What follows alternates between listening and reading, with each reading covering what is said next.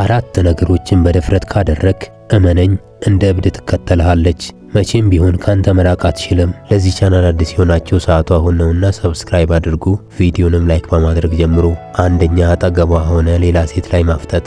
አጠገቧ ሆነ እያወራችሁ ሳለ ሆን ብላ አቋሟ ወይም ሰውነቷ የሚያምር ሴት በአጠገባችሁ ስታልፍ እያት ወይም አፍጥባት። አጠገብ ያለችው ፍቅረኛህም በእርግጠኝነት በቅናት ታብዳለች። ወዲያውኑ እንዴት ከሴት ጋር ሆነ ሴት ታያለህ? እንዴት የማታውቃት ሴት ሰውነት ላይ ታፈጣለህ? በማለት ከባድ የሆነ ቁጣን ታስነሳለች። በዚህ ጊዜ ያንተ መልስ መሆን ያለበት አዎ አይቻለሁ፣ ያየሁት ግን ካንቺ የተለየ ስለሆነች አይደለም። አንቺ ሰውነትሽን እንድነካውና እንድደሰት እንኳን አትፈልጊም። ራስሽን እየከለከልሽ ነው። በሚገባ ከሰውነትሽ ማግኘት ያለብኝን ደስታ አላገኘውም። ከአንቺ ሰውነት ደስታ ማግኘት ስላልቻልኩ ነው ሌላ ሴት ያየሁት። እኔ ውስጣዊ ማንነትሽን ብቻ ሳይሆን ሰውነትሽንም ጭምር ነው የምወደው።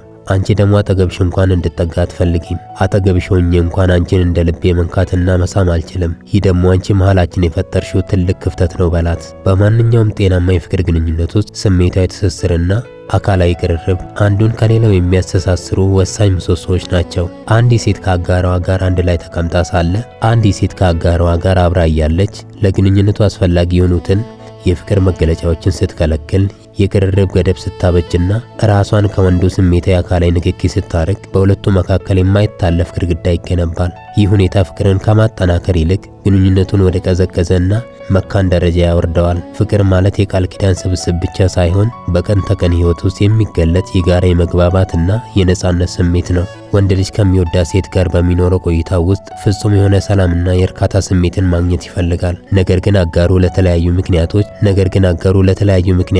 አካላዊ ቅርርብን ስትከለክል፣ የፍቅር መገለጫዎችን ስትሰስትና የማያቋርጥ የርቀት ወሰንን ስታስቀምጥ በወንዱ ውስጣዊ ሕይወት ውስጥ ከፍተኛ የሆነ የፍላጎት መታፈን ይፈጠራል። ይህ ያልተሟላ የደስታ ፍላጎት በሂደት ወደ ውስጣዊ ቅሬታ፣ የመሰላቸት ስሜትና የግንኙነቱን እሴት ማበላሸት ይጀምራል። ፍላጎቱ ባልተሟላበት ሁኔታ ውስጥ መገኘቱ አጋሩን ከማስቀየም ባለፈ ወንዱ በዙሪያ ባሉ ነገሮች ላይ ትኩረቱን እንዲያደርግና ሌሎች አማራጮችን በሰፊው እንዲመለከት ኃይል ይሆነዋል። በብዙ ግንኙነቶች ውስጥ የሚታየው ትልቁ ችግር የኃይልና የቁጥጥር ሚዛን አለመጠበቅ ነው። አንዲት ሴት የግንኙነቱን ፍሰት፣ የቅርርብ መጠንና የወንዱን እንቅስቃሴ በሙሉ በራሷ ፍላጎት ብቻ ለመቆጣጠር ስትሞክር ግንኙነቱ የፍቅር መድረክ ሳይሆን የእስር ቤት መዋቅር ይመስላል። ወንዱ የሚፈልገውን ነጻነት ሲያጣ በራሱ አጋር እጅ መታሰሩንና መገደቡን ሲረዳ በውስጡ ያለው የእምቢተኝነትና የድፍረት መንፈስ ይነሳል። የዚህ አይነቱ ሉዓላዊነት አለመከበር የግንኙነቱ መሰረት በመነቅነቅ ሁለቱ ወገኖች በነጻነት እንዳይግባቡ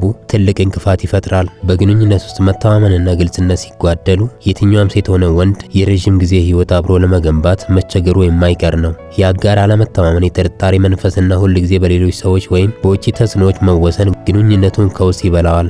ሁለቱ ሰዎች እርስ በርስ የጠበቀ የውስጥ ዓለም መገንባት ሳይችሉ ሲቀሩ ማንኛውም ትንሽ ውዝግብ እንኳን ትልቅ ቀውስን ይፈጥራል። ስለዚህም ጤናማና የረጅም ጊዜ ግንኙነትን እውን ለማድረግ የጋራ መከባበር፣ የፍላጎት መጣጣምና ከማንኛውም የውጭ ተጽዕኖ ነፃ የሆነ የጠበቀ የሁለትዮሽ ትስስር ሊኖር ይገባል። ሁለተኛ፣ ዳግመኛ አጠገቤ ላይሽ አልፈልግም በላት። ብዙ ጊዜ ይህንን ቃል በመጠቀም ወንዶችን የሚያስፈራሩት ሴቶች ናቸው። ወንድ ልጅ እንዲለምናቸውና እግራቸው ላይ እንዲወድቅ ሲሉ ከዚህ በኋላ እኔና ያንተ ነገር አብቅቷል ይላሉ። በዚህ ጊዜ ወንዱ ይደናገጣል፣ ወዲያውኑ መለመን ይጀምራል። ሴቷን በዚህ አይነት መንገድ በማስፈራራት ወንዱን ትቆጣጠረዋለች። ሴቶቹ ይህንን ዘዴ የሚጠቀሙት ወንዱ ላይ ትንሽ ስህተት ሲያገኙበት ነው። በቃ ከዚህ በኋላ መለየት አለብን፣ አጠገቤ እንዳትደርስ በማለት ወንዱን ያስፈራሩታል። በዚህም መንገድ ይቀጡታል። ግን ይህን የሚያደርጉት የምርም ለመለየት ፈልገው ሳይሆን ወንዱን ለማስፈራራትና ለመቅጣት ነው። ወንዱን እርሱን ላለማጣት ሲል የሚከፍለውን መስዋዕትነት ይወዱታል።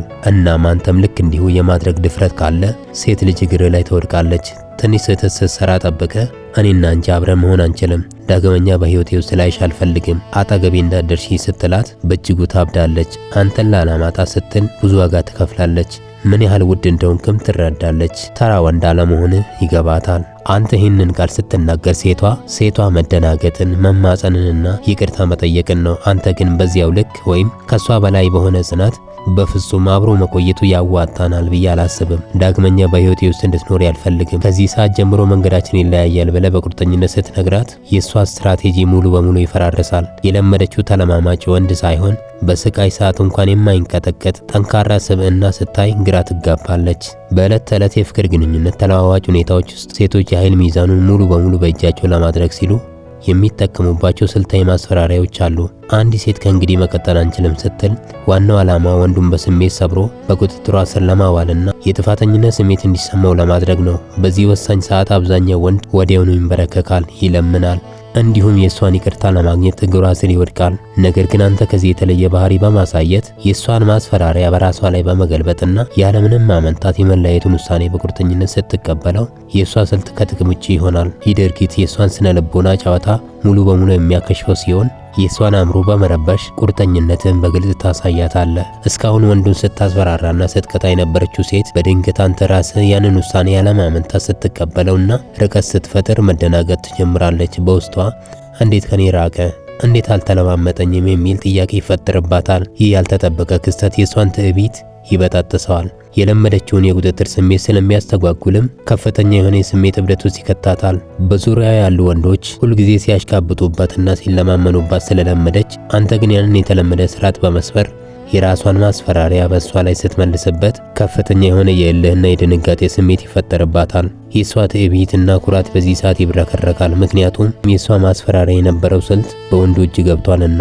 ነገር ግን ውጤቱ ተቃራኒ ሲሆን የእሷ አእምሮ ሙሉ በሙሉ በአንተ ላይ ማተኮር ይጀምራል። ሴቶች በእነሱ ላይ የሚወድቁና ሁሉንም ነገር የሚታገሱ ወንዶችን በጊዜ ሂደት ዋጋ አይሰጧቸውም። ነገር ግን የእሷን ማስፈራሪያ በድፍረት ሰብሮ የሚወጣ ሕይወቱ በእሷ መኖርና አለመኖር ላይ ያልተንጠለጠለ ወንድ ሲያጋጥማቸው የዛን እውነተኛ ክብደትና ብርታት መረዳት ይጀምራሉ።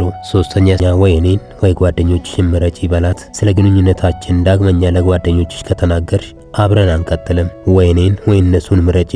የኔና ያንቺን የግል ህይወት ሄደሽ የምታማክሪ ከሆነ ከኔ ጋር የወደፊት ህይወት እንደሌለሽ እርግጠኛ ሁኚ በላት። ስለዚህ ወይ ከኔ ጋር ያለሽን ህይወት ወይ ደግሞ ከጓደኞችሽ ጋር ያለሽን ግንኙነት ምረጪ በላት። የግንኙነትን ወሰን በግልጽ ማስመር፣ የሁለቱን ሰዎች ሚስጥር መጠበቅና የውጭ ሰዎችን ተጽዕኖ ፍጹም ማስቀረት የጠንካራ ስብዕናና የድፍረት መገለጫ ነው። የፍቅር ግንኙነት ከውጭው ዓለም ተለይቶ በሁለት ሰዎች መካከል ብቻ የሚጠበቅ ቅዱስና ሚስጥራዊ ቦታ ሊኖረው ይገባል። ማንኛውም የውጭ አካል ጓደኞችም ሆኑ ቤተሰቦች ወደ ውስጥ ገብተው የሁለቱን ሰዎች የውስጥ ስሜት፣ ጠብና የግል ሁኔታዎችን ማወቅ ሲጀምሩ ግንኙነቱ የራሱን ውበትና ጥንካሬ ያጣል። የሁለት ሰዎች ሚስጥር በሰፊው ለሌሎች ሲወጣ አክብሮቱ ይጠፋል። የሰዎች አስተያየትና ፍርድም ግንኙነቱን መርዝ ይጨምርበታል። ሴቶች ብዙ ጊዜ ችግሮቻቸውን ለጓደኞቻቸው አሳልፈው በመስጠት ምክር ለመጠየቅ ይሞክራሉ። ነገር ግን የውጪ ሰዎች ሁኔታውን የሚያዩት ከራሳቸው አቅጣጫ እንጂ ከግንኙነቱ እውነተኛ ሁኔታ አንጻር አይደለም። የጓደኞች የተሳሳተ ወይም ወገንተኛ አስተያየት የሴቷን አእምሮ በመመረዝ ከወንዱ ጋር ያላት ግንኙነት እንዲሻክር ያደርጋል። የውጪ ሰዎች ጣልቃ ገብነት የፍቅር ጥልቀትን ስለሚያፈርሰው ይህንን ወሰን በግልጽ ማስቀመጥ ወሳኝ ነው። አንዲት ሴት የራሷን የጓደኞች ክበብ ወይም ማህበራዊ ህይወት ከወንዱ ጋር ካላት ግንኙነት በላይ ቦታ ስትሰጥ በግንኙነት ውስጥ የሚኖረው የኃይል ሚዛን ይናጋል። ወንድ ልጅ የራሱን ክብርና የግንኙነት ጤናማነት ለማስጠበቅ ሲል ጠንካራ ወሰን ማስቀመጥ አለበት። ሴቲቱ በግል ህይወቷ ላይ የሌሎችን አስተያየት ስታስቀድም የወንዱን ቦታ እንደምትጋፋና ለግንኙነት እውነተኛ ዋጋ እየሰጠች እንዳልሆነ በግልጽ ያሳያል። አንዲት ሴት ከወንድ ጋር የረጅም ጊዜ ህይወት ለመገንባት ስትመርጥ ታማኝነቷ፣ አክብሮቷና የውስጥ ሚስጥሯ በመጀመሪያ ከሚያስብላት አጋር ጋር መሆን አለበት። እስካሁን ስለተከታተላችሁኝ አመሰግናለሁ። በድጋሚ ለዚህ ቻናል አዲስ የሆናችሁ ሰዓቱ አሁን ነውና ሰብስክራይብ አድርጉ፣ ቪዲዮንም ላይክ አድርጉ።